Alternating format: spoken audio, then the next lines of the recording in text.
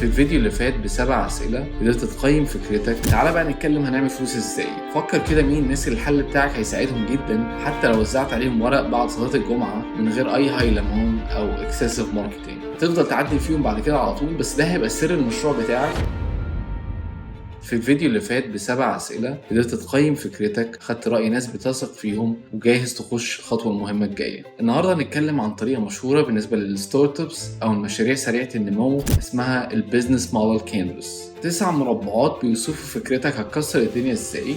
هتلاقي لينك في الفيديو ديسكريبشن للبيزنس موديل كانفاس تقدر تعملها داونلود. اول مربع هو الكاستمر سيجمنتس او الشريحه المستهدفه. فكر كده مين الناس اللي الحل بتاعك هيساعدهم جدا حتى لو وزعت عليهم ورق بعد صلاه الجمعه من غير اي هايلمان او اكسسيف ماركتينج. حاول تختار شريحه محدده جدا في الاول. فكر في 100 عميل، لو خدت منهم 1000 جنيه ادي 100000، وبعد كده عيد الموضوع ده 100 مره وكل مره بتتعلم ازاي تبقى احسن. فور اكزامبل، لو الحل بتاعك بيركز على عيادات الاسنان، قول انا هختار كل عيادات الاسنان اللي في الشيخ زايد اللي بتعمل اعلانات باكتر من 20000 جنيه. المربع الثاني هو الفاليو بروبوزيشن، وهو ايه الحل بتاعك وليه مميز وليه الناس محتاجينه دلوقتي. فور اكزامبل، ممكن تكتب في المربع ده ان في مشكله كبيره جدا بالنسبه لعيادات الاسنان في توفير عماله مدربه، وانت بتركز جدا على حل المشكله دي. المربع الثالث هو الشانلز، هتوصل الحل بتاعك للشريحه المستهدفه ازاي. هل انت محتاج تعمل الكلام ده عن طريق ويب سايت؟ هل محتاج يبقى فيه فيزيكال ديليفري، محتاج فريق توصيل يوصل المنتج، ولا هل ممكن انت تبدا بمجموعه واتساب او تيليجرام؟ المربع الرابع هو الكاستمر ريليشن شيبس، ازاي هتسمع من زباينك.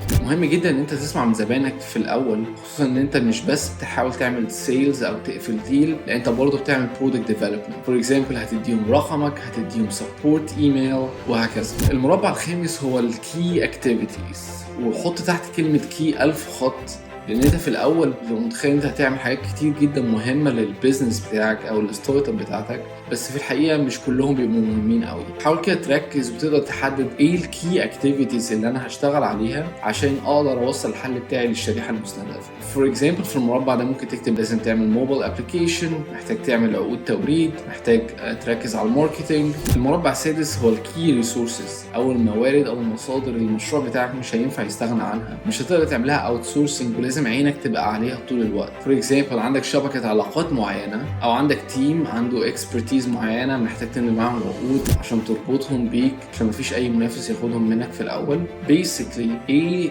الريسورسز اللي انت ما تقدرش تشتغل عنها ولازم تركز جدا وتخليهم تحت عينك طول الوقت. المربع السابع هو الكي بارتنرشيبس، ايه الشركات المهمه جدا للحل بتاعك في الاول. ومش لازم الشركات دي تكون كبيره، بس ممكن تكون مكتب تصميم بيديك ديزاين بسعر مخفض، والكلام ده بيساعدك جدا توصل الحل بتاعك بسعر مخفض للزبون، يخليك منافس احسن. او ممكن تكون شركه او شخص هيديك البيتا كاستمرز بتوعك اللي هتبدا بيهم وتسمع منهم. المربع الثامن هو الريفينيو ستريمز. تعالى بقى نتكلم هنعمل فلوس ازاي. مش لازم تكون الريفينيو ستريمز عباره عن بروجكشنز وسبريد شيتس، ممكن انت بس بتحدد الطريقه اللي انت هتاخد بيها فلوس من الشريحه المستهدفه مقابل الحل بتاعك. البرايسنج موديل هيبقى عامل ازاي؟ هل هيبقى بلاتفورم بزنس ولا هيبقى فريميوم ولا هيبقى بريميوم؟ هل هيبقى فيه سبسكريبشن اشتراك شهري ولا هيبقى عموله ولا وان تايم في، وهكذا. المربع التاسع هو الكوست ستراكشر.